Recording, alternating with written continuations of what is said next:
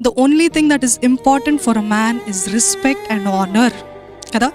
ఒక పురుషునికి కావాల్సిందెల్లా, ఒక స్త్రీ నుండి అంటే ఒక భార్య నుండి కావాల్సిందెల్లా ఏంటిదంటే గౌరవము. ఆయనని గౌరవించడము, ఆయనని ఘనపరచడం. ఆయన ఎటువంటి వాడైనా, ఎటువంటి పురుషుడైనా, ఒకవేళ బంధువులు వచ్చినప్పుడు, స్నేహితులు వచ్చినప్పుడు, తల్లిదండ్రులు వచ్చినప్పుడు ఈయనకేం చేత కాదు, ఊరికి రోడ్లపైన తిరుగుతూ ఉంటాడండి.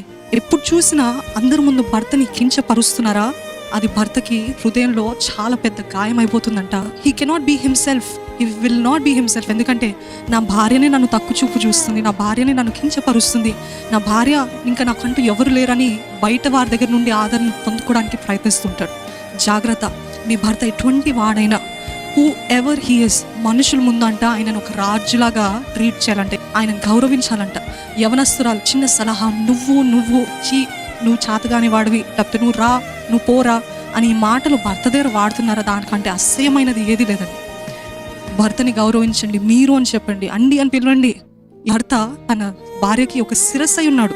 హీఈస్ ద హెడ్ అయినప్పుడు ఎలాగ గౌరవిస్తాం, ఎలాగ భావిస్తున్నాం. You have to. ఇది దేవుడు చెప్పిన నియమాలు. వెస్టర్నైజేషన్ వచ్చి, మోడర్నైజేషన్ వచ్చి, ఈ లోకపు సెక్యులరిజం వచ్చి, ఈ సాంప్రదాయాలన్నీ మార్చేస్తున్నాం, గౌరవించట్లేదు. భర్తకి కావాల్సింది ఒక్కటే, మరి ముఖ్యంగా అందరూ ఉన్నప్పుడు ఆయన కావాల్సింది ఒకటే ఏంటి తెలుసా? గౌరవం, రెస్పెక్ట్.